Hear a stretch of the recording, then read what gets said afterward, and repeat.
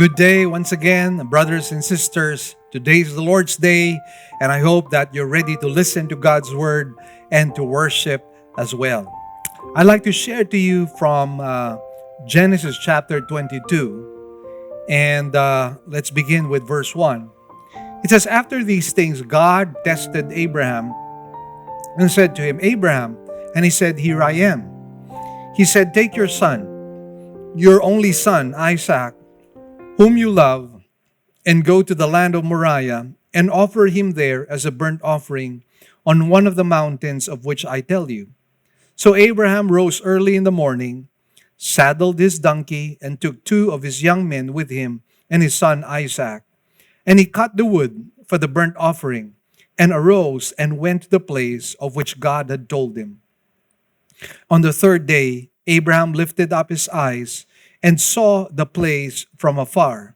Then Abraham said to his young men, 'Stay here with the donkey, and I and the boy will go over there and worship and come again to you.'"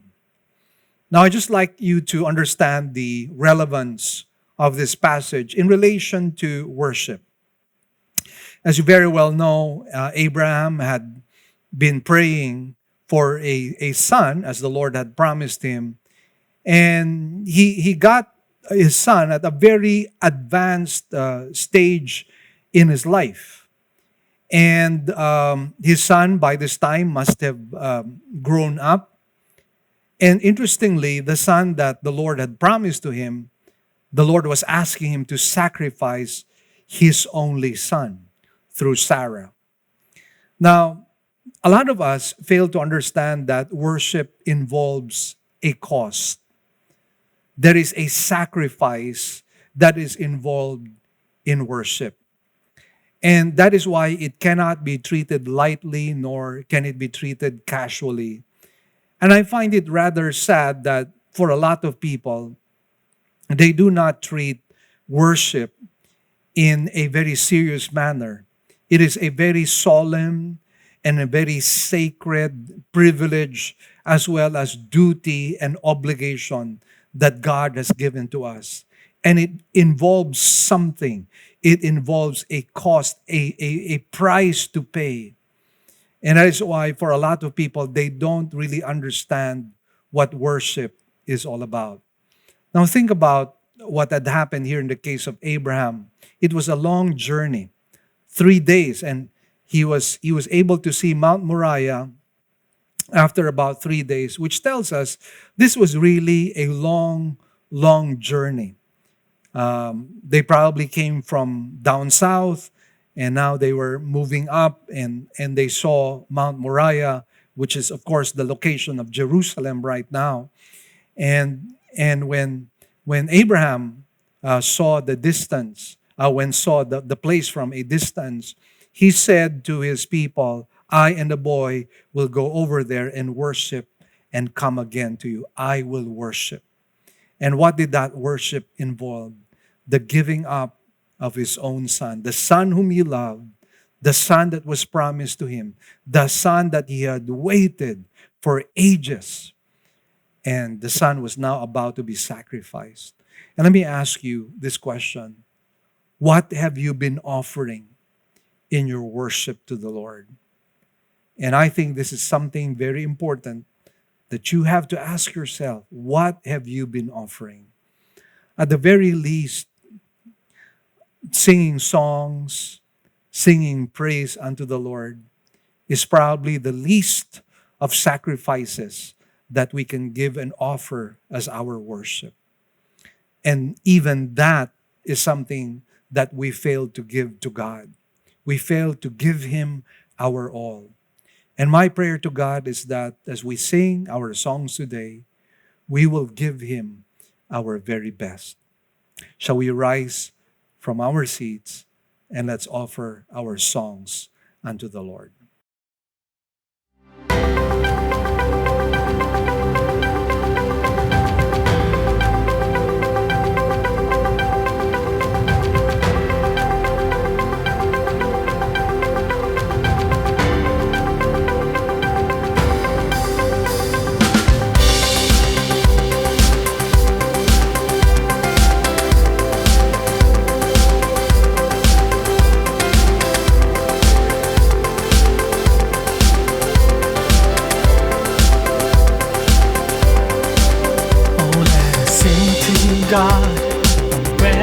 song, sing praise to Him, for He has done great things.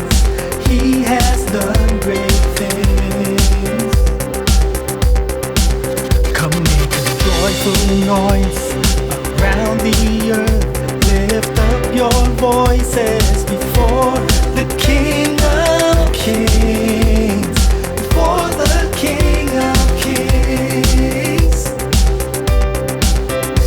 In His steadfast love and His faithfulness, He has come for us to say, sing praise to our God the Father, sing praise to Jesus Christ the Son, sing praise to the Holy Spirit, sing praise to our God Most High.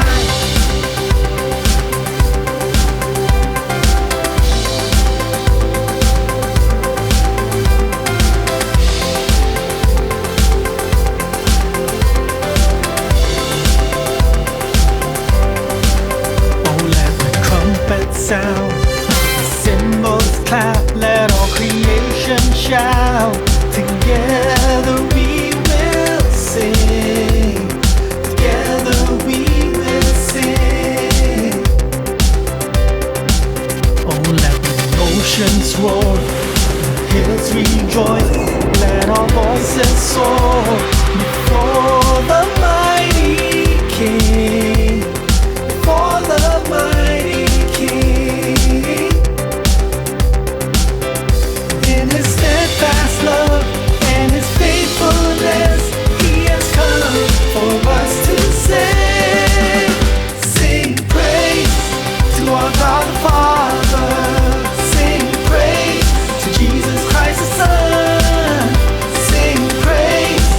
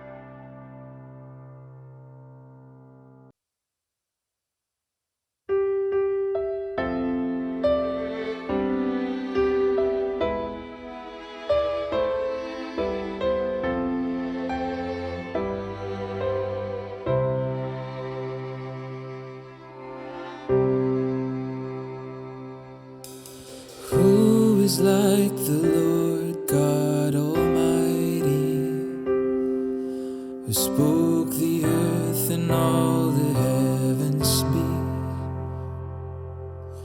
For he is the creator of all things. All glory only to the King of Kings.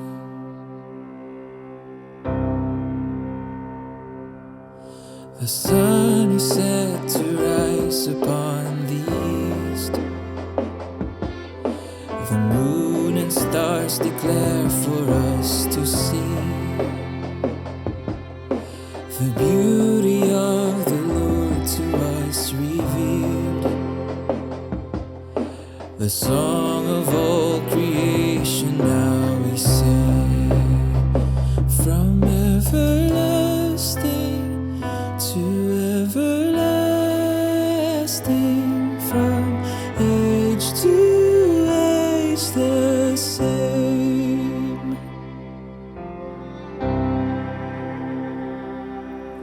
For God so loved the world, he sent his Son. The Word made flesh and lived to overcome. Crucified to set the captives free. Rose again to render sin's defeat.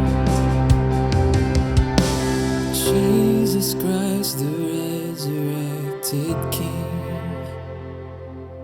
Now death no longer has its grip on me. Now death no longer has its grip on me. From everlasting to everlasting,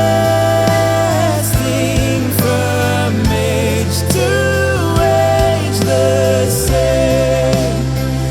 From everlasting to everlasting, from age to age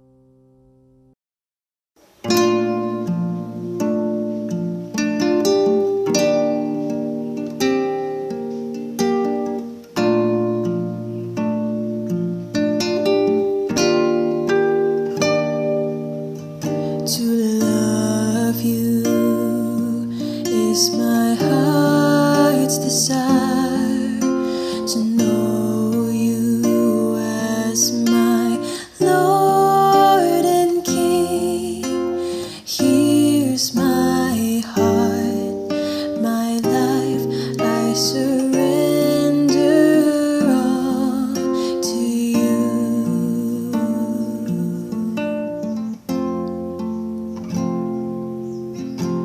Cleanse me from my sinfulness.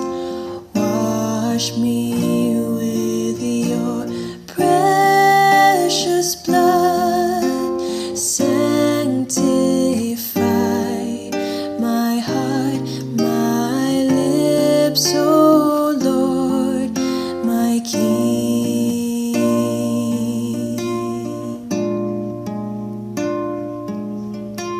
Fill me with your love, O Lord. Revive me with your power, O Lord. Mold me, use me for your glory, O Lord, my God and King. Oh Lord, my God and King.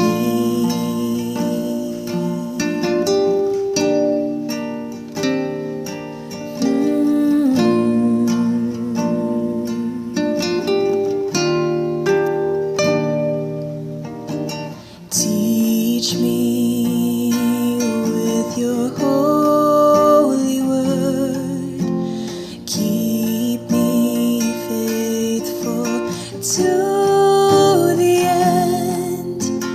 May my life, my words be pleasing to you, O Lord.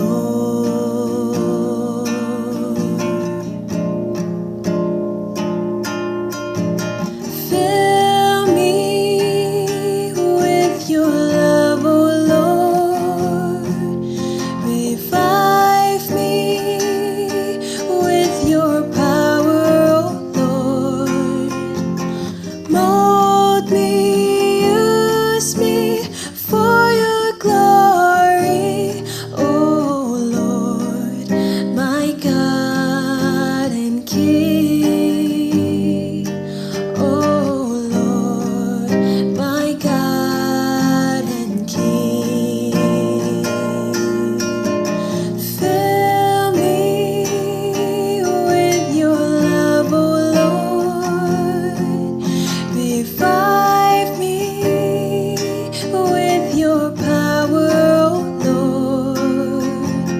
Mold me, use me for your glory, O Lord, my God and King.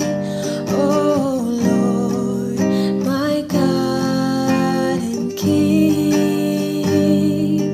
Oh Lord, my God and King.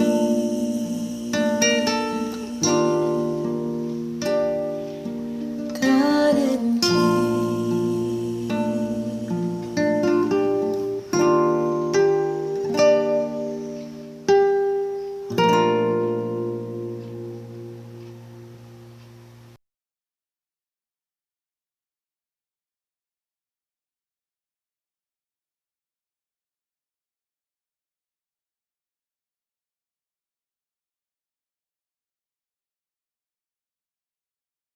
Hello, Living Word family.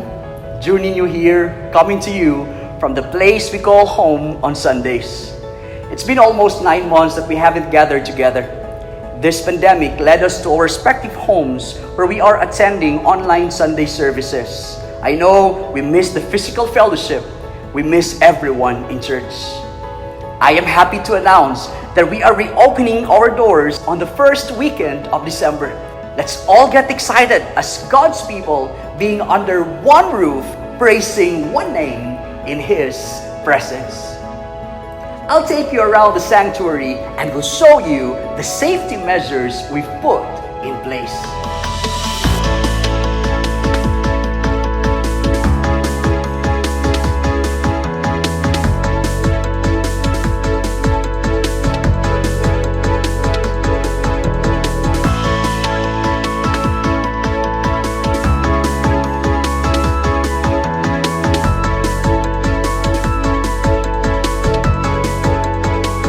To ensure everyone's safety and to prevent overcrowding, the seats are limited and are open to reservation.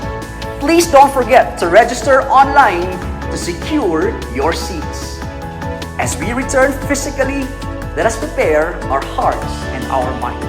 We can't wait to welcome all of you back and fellowship together once again.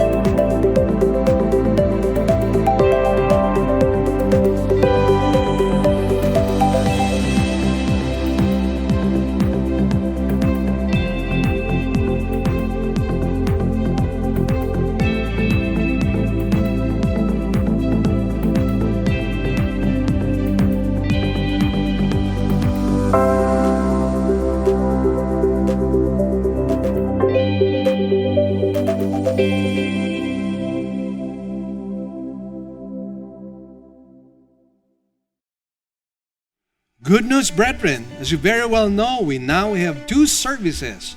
We have the virtual service for majority of our members who still cannot attend our in-person gathering.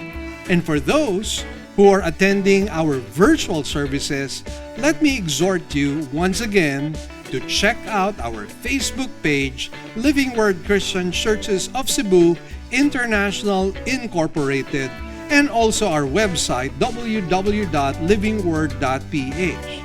Likewise, you can check our YouTube channel to view our services. So for those of you attending our virtual services, we enjoin you to watch the coverage of our service every Sunday at 9 o'clock in the morning. Kindly visit our sermon as well over radio on DYFR-FM 98.7 every Saturday and Sunday, 8 p.m. Now, for the in-person gathering, I'd like you to know that we're now going to increase the number of services. Beginning January 16, we will now have 2 Saturday services. The first Saturday service will be at 9 o'clock in the morning, which will be handled by Pastor June Nino Nalipay, and it's going to be a Cebuano English service. Likewise, on a Saturday at 3 o'clock in the afternoon, all the way to 5 o'clock, we have Pastor DJ Barrios preaching in our English service on a Saturday. Both pastors, by the way, will be preaching my own sermon series. And so you will not miss out on anything, even if you choose to attend the Saturday service. Now on Sunday, of course, I do the Sunday 9 a.m. service. And likewise, beginning February, my son AJ will be preaching in another Sunday service at 4 o'clock in the afternoon.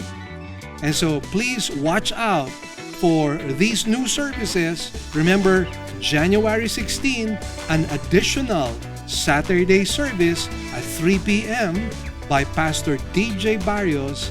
And then, beginning this February, another Sunday service at 4 o'clock in the afternoon by Pastor AJ Caparros, preaching the same sermon. So again, friends, you will not miss out on anything. We will continue to serve you and will increase the number of services depending on the demand. IBI would like to make an announcement. We are offering a new course right now. We are accepting enrollees in Homiletics 306. Homiletics 306 is about sermon preparation and delivery. For more inquiries, kindly read the details on this PowerPoint.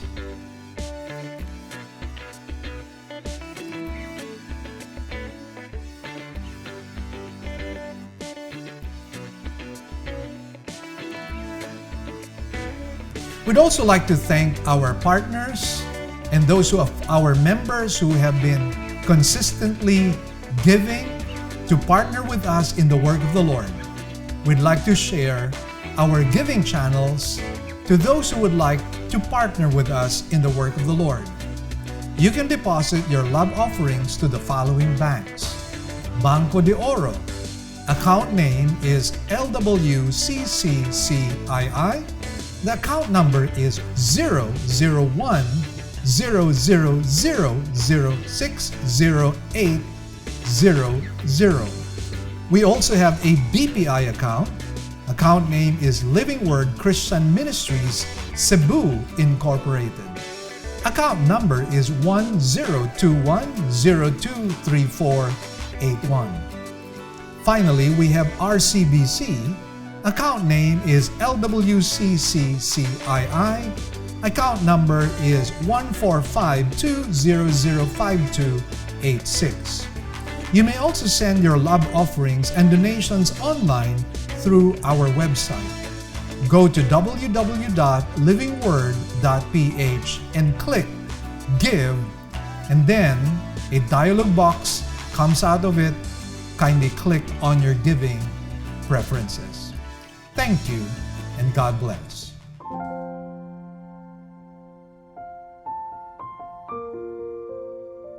The title of this morning's sermon is The Wisdom of the Ages.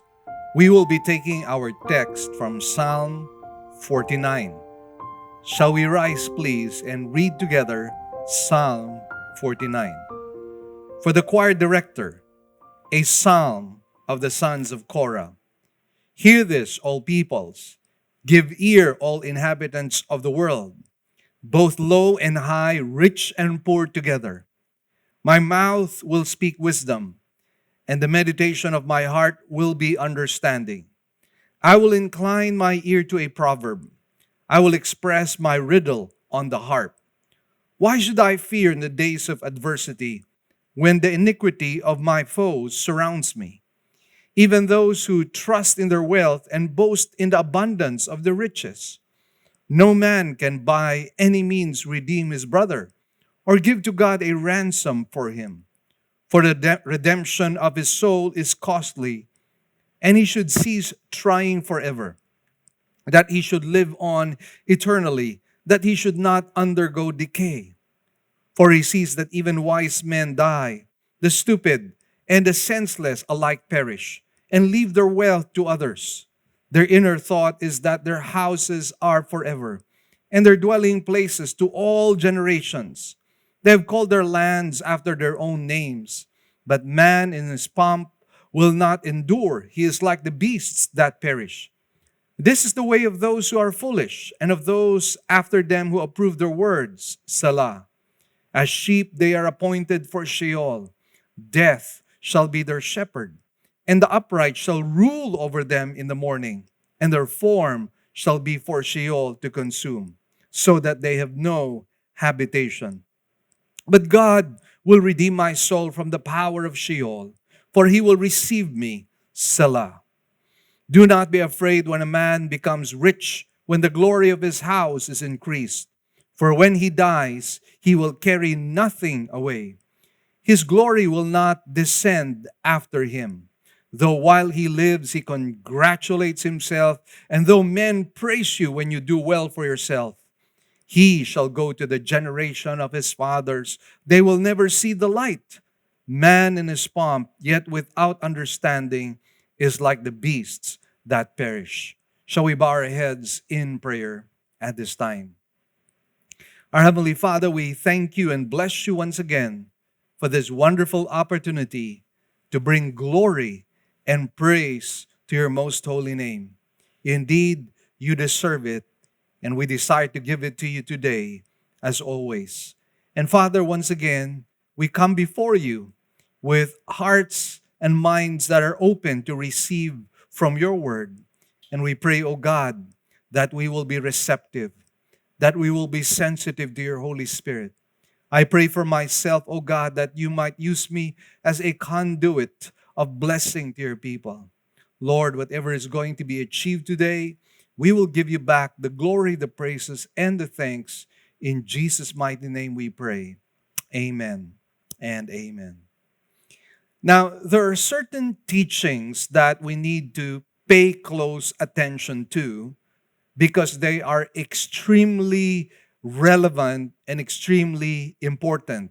In fact, some of these teachings are a matter of life and death. This teaching happens to be one of them. And the reason why I feel this is very important is because this is a subject matter that everybody wants to avoid. It is a subject matter of death. And yet here in the psalm, we find that the psalmist meets this subject matter, or he meets death head on. And he speaks about it, and we are able to derive many spiritual nuggets. And that is what I hope to be able to bring out to you, the spiritual gems that you and I can find in this psalm. Now, there are very simple points to this psalm. In fact, just 3. In verses 1 to 2, we have a call to all men. And then in verses 3 to 4, you have the pedagogy of teaching. And then in verses 5 to 20, the specific contents of the teaching. So shall we begin and dive into our study as I unpack to you this passage? Let's look at verses 1 to 2, and this is a call to all men. Now, it says here in verses 1 and 2, hear this, all peoples. Give ear, all inhabitants of the world, both low and high, rich and poor together. Now, you will notice here that the psalmist is calling everyone to listen or to pay attention to what he has to say. Obviously, again, for him to do that, that means that he feels that this is something that is important, not only for some people, but for all people. The message clearly here is universal. And it is something that is to be applied to all men, regardless of their stature or their wealth. This is something that they need to hear. Now, pay close attention to what I have to say. The word ear here is a hifil verb stem, which conveys a necessary action. In other words, this is a must listen to psalm. Again, this is a must listen to psalm. Now, there are many psalms, obviously, and some of those psalms have different degrees of importance. But if we are to believe the psalmist, he is saying this is of utmost importance. This is a must-hear sermon. Now, the pedagogy of teaching is found in verses 3 to 4. And allow me to read this for us. It says, my mouth will speak wisdom, and the meditation of my heart will be understanding. I will incline my ear to a proverb. I will express my riddle on the harp. Now, if there's one thing that the psalmist ensures or assures us in regard to his teaching, he is saying that this is going to be extremely practical for us. Practical, that we are given wisdom for life and living. Now, this is quite akin to the wisdom literature that we find, for example, in the book of Proverbs, as well as in some of the wisdom psalms. Now, there are two methods that he uses in this particular psalm. Obviously, something that he had also gotten from somewhere. He will be using proverbs as well as that of riddles. Now, what is a proverb? Well, a proverb is a pithy saying that is a general guideline for how we are to live our lives so that we might be granted favor by God or blessings by the Lord. On the other hand, riddles are enigmatic sayings conveying meaning which is not obvious and evoking closer attention to its thought-provoking content. So there are many methods in teaching, and the psalmist here wants to employ this method because he believes that with these methods, we will be best able to comprehend what he is trying to communicate to us. So let's go quickly right now into the specific contents of the teaching in verses 5 to 20. You will notice that we're going through very quickly with the points that we are studying here. And the main focus really are the specific teachings that he brings out before us. These are true spiritual nuggets, true spiritual gems, which not only have value for our earthly lives, but they have great value for the next life, which you and I, by the way, should be investing in.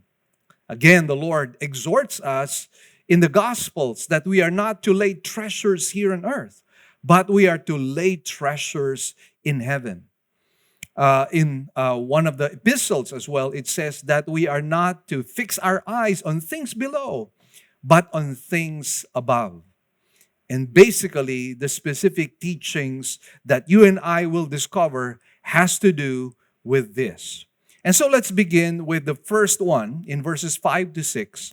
And the lesson here is, do not fear the rich and the powerful. Now look at the questions here.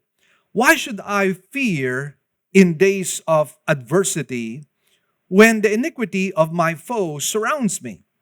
Even those who trust in their wealth and boast in the abundance of their riches.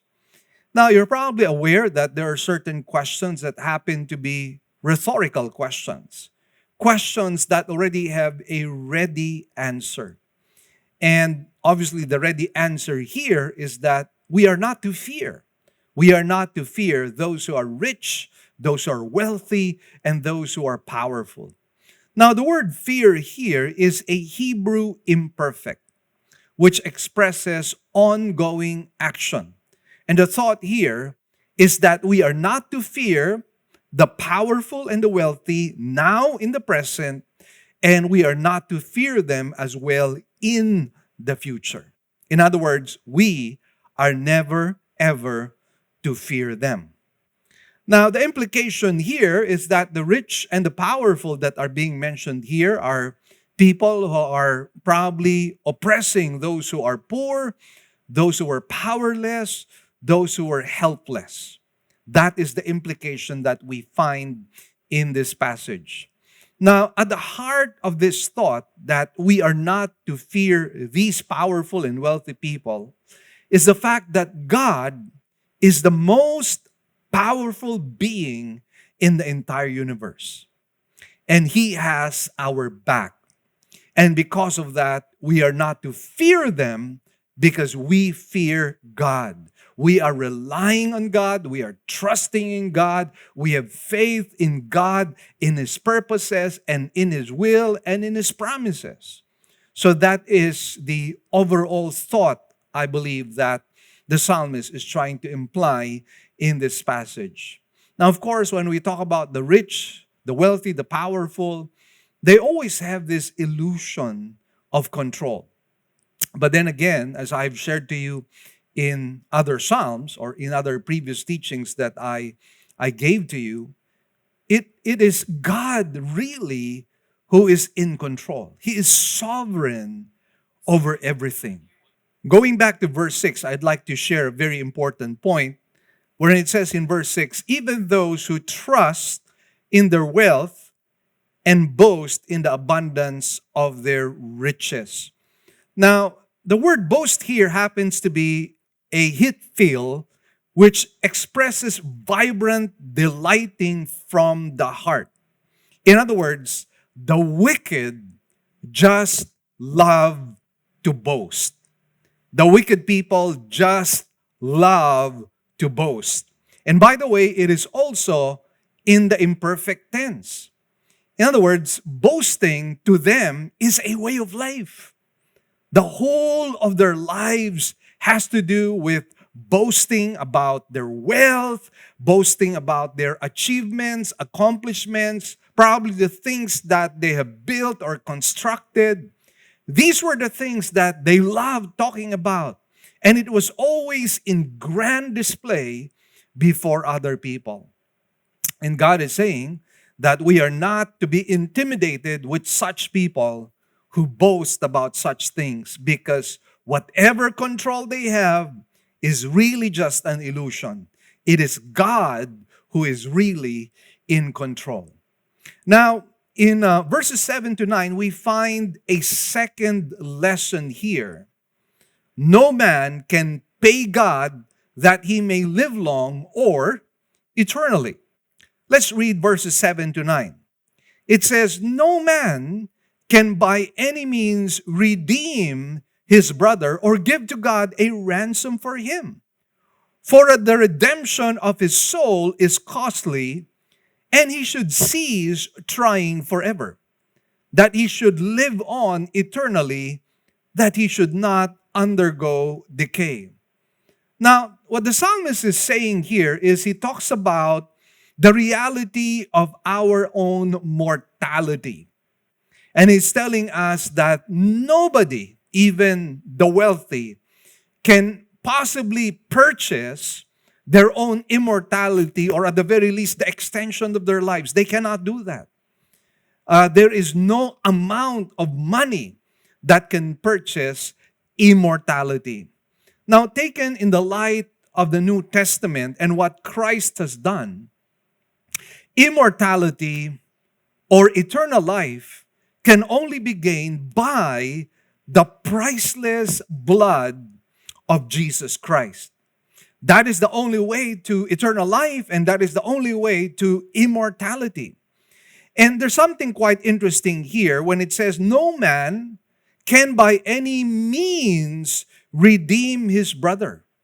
Now, the word means here is a contrast emphasis, which basically tells us that there is absolutely nothing, or there's absolutely no means by which you and I can redeem ourselves, redeem our lives, or purchase immortality. Simply nothing. There is no means by which you and I can have immortality apart from what God gives to us. In other words, only God can grant us immortality. And once again, that has been achieved and accomplished through the sacrifice of Jesus Christ at the cross. Now, this is how the phrase, for the redemption of his soul is costly, would be interpreted in the light of New Testament truth. And so I'd like to quote to you 1 Peter chapter 1, verses 18 and 19.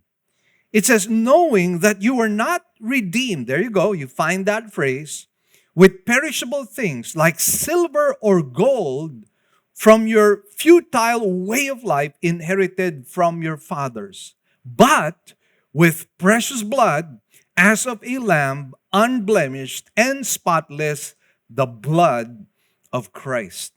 So again, if you want to have the redemption which produces immortality, it can only be accomplished through the blood of Jesus Christ. Now, Peter is quite clear, it cannot be purchased by silver or gold. Now, going back to our text and reading verse 8, it says, "For the redemption of his soul is costly, and he should cease striving or trying forever." He should cease trying forever. Now, the word cease is interesting here. It is a conjunctive perfect in the Hebrew, which tells that the person should certainly stop trying to redeem his soul because it simply cannot be done. Again, the conjunctive perfect tells us that the person should certainly stop trying to redeem his soul. It cannot be done. It is a useless, worthless effort. It won't produce anything at all.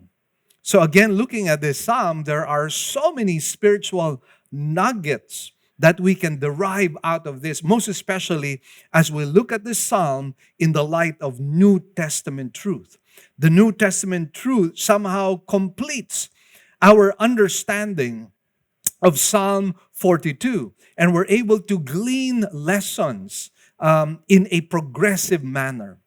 And again, we thank the Lord Jesus Christ for revealing all these things to us. Otherwise, we would all be helpless and hopeless.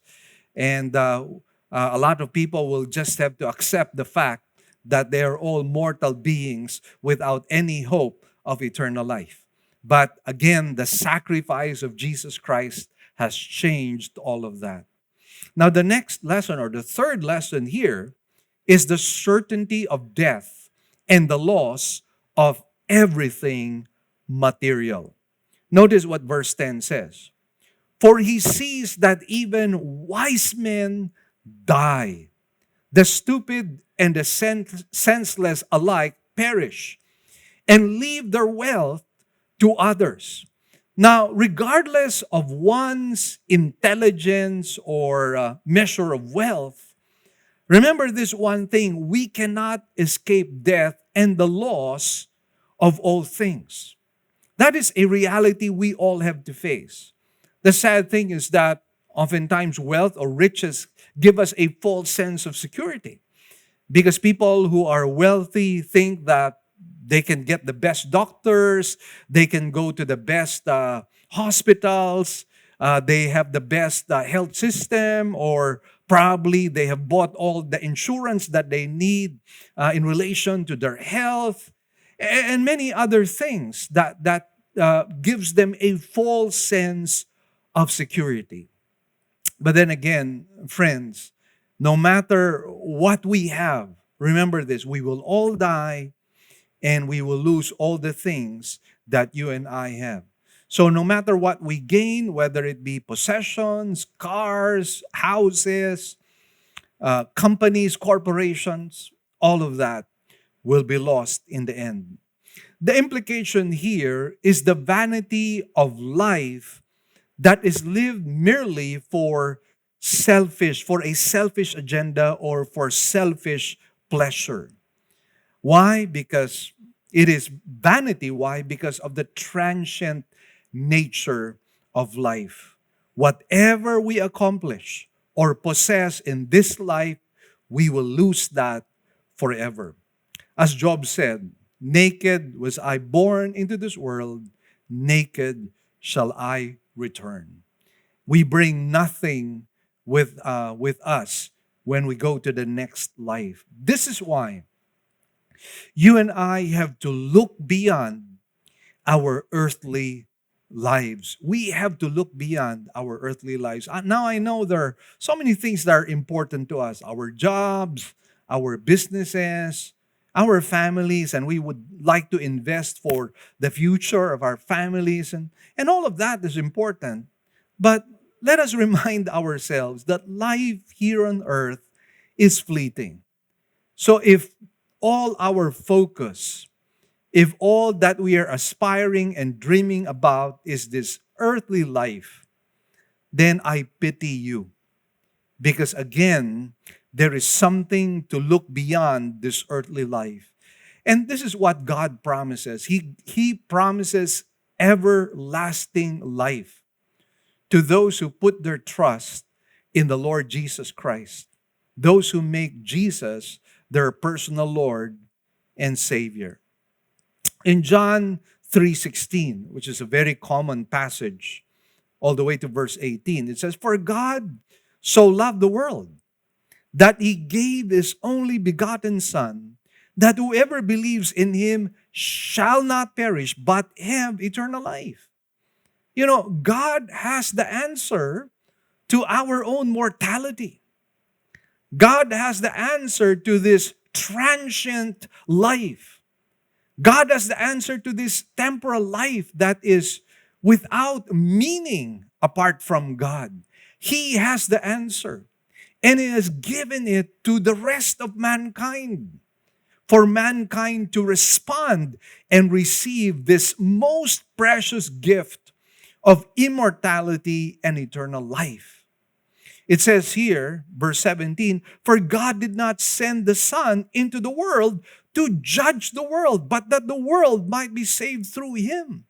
This is the reason for the incarnation. The incarnation was for the salvation of mankind. That was the purpose of it. The Lord Jesus Christ did not come to judge the world at that time. There's going to be a time in the future wherein He will do that. But insofar as the public ministry of Jesus was concerned in the last in the 2,000 years that had passed, His desire was to save people, to bring them to Himself, for them to come to the saving knowledge of Himself. But you and I know that that did not happen with majority, even of those people who were of the kin of the Lord Jesus Christ. Those who were His relatives did not come to Him. I'm talking about the Jews. In verse 18, it says, "He who believes in Him is not judged. He who does not believe has been judged already, because he has not believed in the name of the only begotten Son of God." Do you know what this is saying? It is saying that if you believe in Christ, if you believe in the sacrifice, if you believe in Calvary, if you believe in the saving grace that is brought about by the priceless blood of Jesus Christ, you will not be judged. And what that means, when you fast forward it, it means that you will not go to hell. In other words, what it means is that you will go to heaven. All it takes is for you to have faith in the Lord Jesus Christ, in His person and in His work. And that is not so difficult to do. But the problem, I believe, for many of us is that we are so proud and so arrogant that we would like to make a contribution to our salvation. We want to have a participation in our salvation. That is why we are relying on our own good works rather than relying on that one good work that Jesus Christ performed in Calvary. That is all it takes. That one good work. To believe in Him, we will not be judged. And again, this is a promise that we find in Scripture. But how many have the faith or the eyes to see what Jesus is saying in this passage? And that is why, once again, any hope of eternal life, any hope of immortality is found in one person alone, and that happens to be the person of the Lord Jesus Christ. That is why life has to have a higher purpose. Life cannot just be about a salary raise or a promotion in your job or accumulating money or having many bank accounts or investing in properties and all of that. Life cannot just simply be like that. It will be meaningless and purposeless in the very end. And that is why Paul himself talks to us about the higher purpose of life. In Galatians 2:20, it says, I have been crucified with Christ. And it is no longer I who live, but Christ lives in me. And the life which I now live in the flesh, I live by faith in the Son of God who loved me and gave himself up for me. This is the life that you and I are supposed to live. The life that Paul lived, wherein he was saying that it is no longer I who live, but it is Christ who lives in me. And sadly, many believers, many Christians are not living this life. They are living their lives as if they have not been purchased by the priceless blood of Christ. They are living their lives as if they still own their lives. The truth of the matter is, when you surrendered your life to Christ, you no longer own your life. God owns it. And that is why the exhortation and admonition of the Bible is because Christ has redeemed us, Christ has purchased us. Let us glorify God in our bodies. This is what needs to happen. And this is the life that is all satisfying. This is the life that has meaning and has purpose. And this is the life that you and I are to live. Again, brethren, we find so many spiritual nuggets. What I find with Psalm 42, it's like a springboard that propels us into New Testament truth. Truth that brings meaning and purpose to our lives. And I pray that this is a psalm that you and I would somehow allow to be embedded in our hearts, because there is so much truth here. Now, a fourth lesson here is about denial versus reality, as found in verses 11 to 14. Allow me to read verses 11 to 14 at this time. Their inner thought is that their houses are forever, and their dwelling places to all generations. They've called their lands after their own names, but man in his pomp will not endure. He is like the beasts that perish. This is the way of those who are foolish, and of those who after them approve their words. Selah. As sheep, they are appointed for Sheol. Death shall be their shepherd, and the upright shall rule over them in the morning, and their form shall be for Sheol to consume, so that they have no habitation. Now, when we say, or when I speak about denial, I do not mean to say that people are really saying that people don't really die. I mean, we all know, because many of our friends and our relatives, our neighbors, and those we know, many of them have died and passed on to the next life. So yes, we do know that everybody dies. But the basic thought, and I believe you will agree with me, with most people is, yes, I will die, but not today. In fact, not tomorrow, not next week, not next month, not next year. The thought of most people is we will always have one more day to live. And this is the reason why people live as if they will never, ever die. That is the thought of so many people, and they have so many excuses for not believing that today might be the day or tomorrow might be the day I die. And the reason might be, well, because I'm young, or in the case of these people, they were saying, well, we're wealthy and we're strong. We have the best nutrition. We have the best food possible. We have the best life ever. We're not exposed to those viruses and that bacteria. We have a very clean and nice way of life. And that is why there is denial. And that is why they are in denial. They think that their houses and their properties will remain forever. They even name some of their properties or their land after their own names. The sad reality, however, is that we will all die, just like all the beasts of the earth.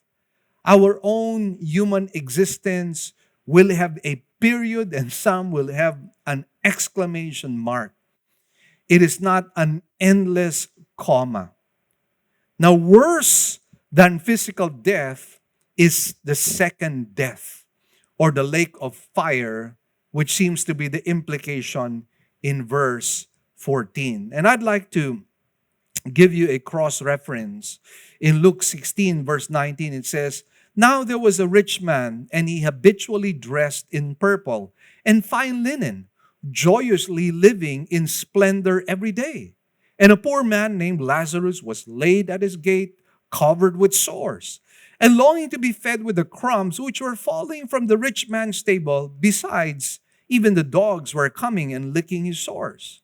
Now the poor man died and was carried away by the angels to Abraham's bosom, and the rich man also died and was buried. In Hades he lifted up his eyes, being in torment, and saw Abraham far away and Lazarus in his bosom. And he cried out and said, Father Abraham, have mercy on me, and send Lazarus so that he may dip the tip of his finger in water and cool off my tongue, for I am in agony in this flame. But Abraham said, Child, remember that during your life you received your good things, and likewise Lazarus bad things. But now he is being comforted here, and you are in agony. And besides all this, between us and you, there is a great chasm fixed, so that those who wish to come over from here to you will not be able, and that none may cross over from there to us." So this is what I would like to focus on at this time. A lot of people fail to realize that when you die, it's not the cessation of life. The truth of the matter is we simply are separated from our earthly bodies. If you do a little word study of the word death, the word death simply means separation.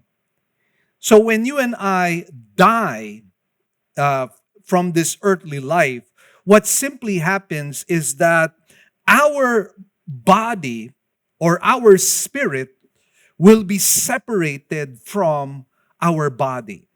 But our spirit lives on. Now, the big question that I would like to ask you is this: if our spirit lives on after it leaves the body, where will it be living its existence? And we are told in this narrative, and there are some people who say that this is possibly a parable, and in my thinking, in my personal, humble opinion, I don't think that this is really a parable, because when Jesus uses parables, he does not use proper names. But in this case, we find the name Lazarus, we find the name Abraham. So the Lord was using actual people, and that is why I believe this must not be a parable. And having said that, we are given a picture of what happens in the next life. In the next life, we will continue to exist. In the case of this rich man, he was in the place of torments. He was in Hades. And Lazarus was in paradise. And again, we ask ourselves the question, when you and I die, where will we be spending eternity?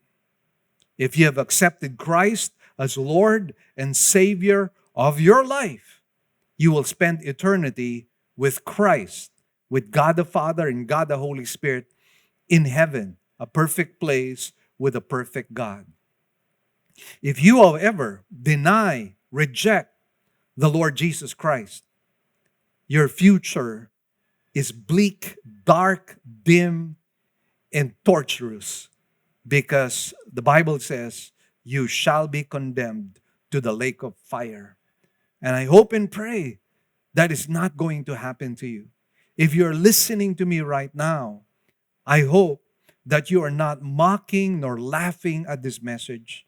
I hope and pray that you are listening and paying attention and giving this serious thought, because your only hope is the Lord Jesus Christ. Now we move on and talk about the portion of the righteous in 14b and verse 15.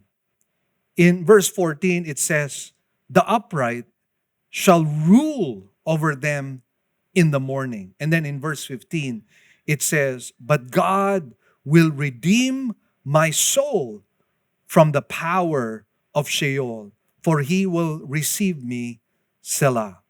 Now you will notice here that the ones who have a personal relationship with the Lord Jesus Christ have a different destiny. What is being talked about here is not only immortality or eternal life, but even rulership in the world to come. And by the way, the word morning here suggests that another day is coming. What the thought here is life hereafter. There is a life hereafter. And again, let me just remind you of that. Now, going back to verse 15, it says, "But God will redeem my soul." That phrase, "but God," tells us that redemption is accomplished by God and by God alone. In Hebrews chapter 2, verse 14 and 15, this is what it says. "Therefore, since the children share in flesh and blood, he himself likewise also partook of the same, that through death he might render powerless him who had the power of death, that is the devil, and might free those who through the fear of death were subject to slavery all their lives." So again, we find here the purpose of the incarnation. The purpose of the incarnation was our own redemption. And that was something that Christ himself had accomplished in our lives. Now, quite interestingly, you will notice in verse 15, it says, "For he will receive me, Selah." Now, the Bible scholar Dr. Carl Armerding points out, and this is what he says, and let me quote, "It has been pointed out that when the psalmist said, 'He shall receive me,' he used the same word which Moses used when he said of Enoch, 'He was not, for God took him,' in Genesis 5, verse 24. Now you and I know that Enoch did not die, but he was translated straight away into heaven. And again, that is the same Hebrew word that is used here by the psalmist himself, which means to say that we, if we have accepted Christ as Lord and Savior of our lives, we will be received into the portals of heaven. And so we find in verses 16 to 20 the summary and the conclusion. And the summary and conclusion is this: "Do not fear the rich and the powerful, for death is their portion." Let me read to you verses 16 and 17 first of all. It says, "Do not be afraid when a man becomes rich, when the glory of his house is increased. For when he dies, he will carry nothing away. His glory will not descend after him. The rich and powerful are not to be feared, for everything they have will be taken away from them at the time of their death." Now the word "do not be afraid," once again, is in the imperfect tense, which tells us we are not to fear them now, and we are not to fear them as well in the future. Let me share to you a parable in Luke chapter 12, verse 16. It says, "And he told them a parable, saying, the land of a rich man was very productive. And he began reasoning to himself, saying, 'What shall I do, since I have no place to store my crops?' Then he said, "This is what I will do. I will tear down my barns and build larger ones, and there I will store all my grain and my goods. And I will say to my soul, Soul, you have many goods laid up for many years to come. Take your ease, eat, drink, and be merry." But God said to him, "You fool! This very night your soul is required of you, and now who will own what you have prepared?" So is the man who stores up treasure for himself and is not rich toward God. What a sad plight in the case of those who are rich and powerful and yet do not have the Lord Jesus Christ. Now, again, the Bible is not condemning the rich and the powerful, but the rich and powerful need to make sure that they do have Jesus Christ in their lives. Because apart from Jesus Christ, they enter into a Christless eternity in the lake of fire. And just like the parable that is read before us, we do not know our time of death. And that is why, as the book of James says, let us not boast about tomorrow, for we do not know what tomorrow will bring. So then, if we are not to fear those who are rich and powerful, then who are we to fear? Well, the Bible is very clear. We are to fear the Lord. Let me read to you Luke chapter 12, verses 4 and 5.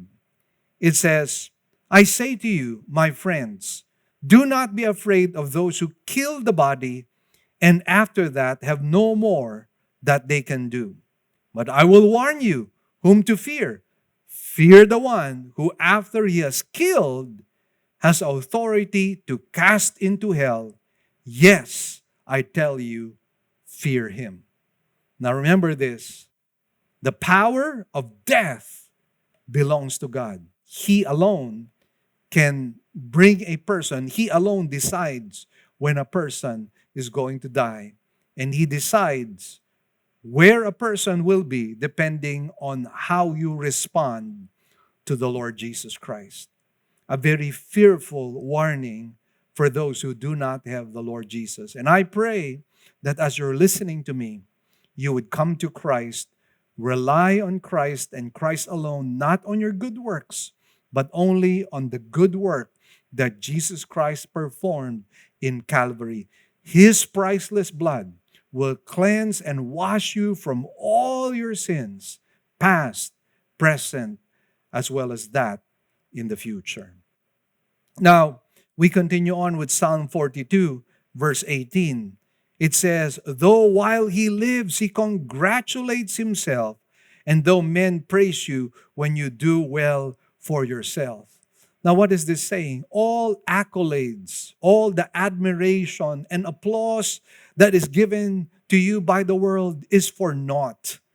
It produces nothing in the end. Because in the end, you will just become a distant memory and you will actually be forgotten. And when you are in the lake of fire, you will not remember, after all those accolades and all those applause. That will be practically meaningless in the lake of fire. And then continuing on in verses 19 and 20, it says, "He shall go to the generation of his fathers. They will never see the light. Man in his pomp, yet without understanding, is like the beasts that perish." Now that phrase, "he shall go to the generation of his fathers," is taken by some Bible scholars to mean that those who have gone ahead of us continue to exist. And of course, we know that is true. As I mentioned to you, death does not mean the cessation of life, but simply transferring from this temporal life into a life everlasting, either life everlasting with God or life everlasting in hell. And so all men are equal in death. Actually, we are all just like the beasts. I mean, the beasts would die, they would perish, And that is likewise true in our case. Our money, even if we would get the best medication, the best vitamins and minerals, even the best doctors and the best treatment, will not be able to purchase immortality. And friends, we have got to stop trying to purchase our own immortality because it's not going to happen. It will never, ever happen. Now, as we meditate and ponder on Psalm 42, we see the two faces of death. One face of death that is present to us is ugly and horrific. And this is the face of death that people who have rejected Christ will face. On the other hand, I've been able, through the New Testament passages, I've been able to paint to you the beautiful picture of death. And it is a beautiful face that you will see if you have accepted Christ as Lord and Savior of your life. The choice for you who are watching me right now is laid before you. It is for you to reject Christ and end up in hell, or for you to accept, surrender to Christ, make Him the Lord and Savior of your life, repent of your sins, and eternal life is going to be given to you as a free gift. And that is my prayer to you. If that is the tug in your heart that you feel, then kneel down before Christ. Come before Him. Make Him the Lord and Savior of your life. Let's bow our heads in prayer. Heavenly Father, thank you and praise you for the Word. And we pray that the Word will indeed impact those who are listening. And Lord, let it not return to you null and void, but let it accomplish the very purpose by which you have sent it for. Thank you. In Jesus' name we pray. Amen. And my team, once again, my wife, Marie, and my son, AJ, bid you goodbye, but please stay tuned. We have another video endorsement coming up. Hi, I'm Dr. Vidal Redulia. Brother Mel's first book, Enough is Enough, tackled the biblical principles of finding contentment in a world where discontent is the rule. His second book, More Than Enough, is a timely one because we are in a period of great crisis. We are in an ongoing pandemic. And we are all affected by this crisis, personally, one way or another. You know, I have known Brother Mel since the 1980s when he started his Christian ministry in the city of Cebu. Soon after, I became part of the church he was pastoring, and we became close friends. All his children have been under my care as their pediatrician. Now his grandchildren are also under my care. Sufferings and trials are not strange in the life of this pastor. They come with the territory of the Christian ministry. I have witnessed some of his personal and ministry-related trials through the years, and how his growing relationship with God and knowledge of His Word have enabled him to overcome them.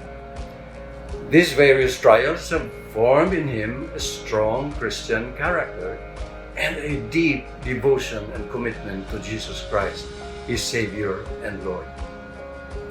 His faithfulness to study the Bible, teach God's Word, preach the gospel, and live out God's instructions in his life have expanded his ministry to other parts of the country and abroad.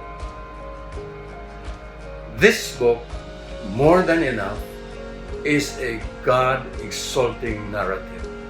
It imparts the pastors many biblical insights on where our sufficiency in life should be anchored, whatever circumstances we may be in.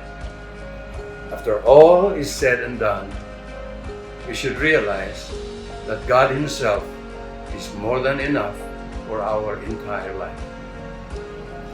Friends, I encourage you to get a copy of your own. Better yet, get copies that you can give to family members and friends. More than enough.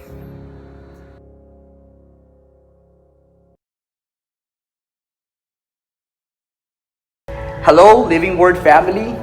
Journey New here, coming to you from the place we call home on Sundays. It's been almost 9 months that we haven't gathered together. This pandemic led us to our respective homes where we are attending online Sunday services. I know we miss the physical fellowship. We miss everyone in church. I am happy to announce that we are reopening our doors on the first weekend of December. Let's all get excited as God's people being under one roof, praising one name in His presence.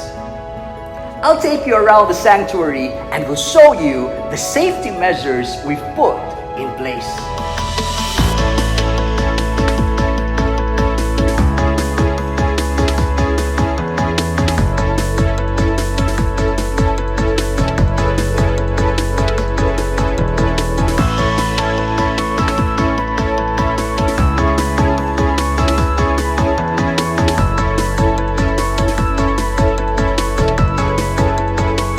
To ensure everyone's safety and to prevent overcrowding, the seats are limited and are open to reservation. Please don't forget to register online to secure your seats. As we return physically, let us prepare our hearts and our minds. We can't wait to welcome all of you back and fellowship together once again.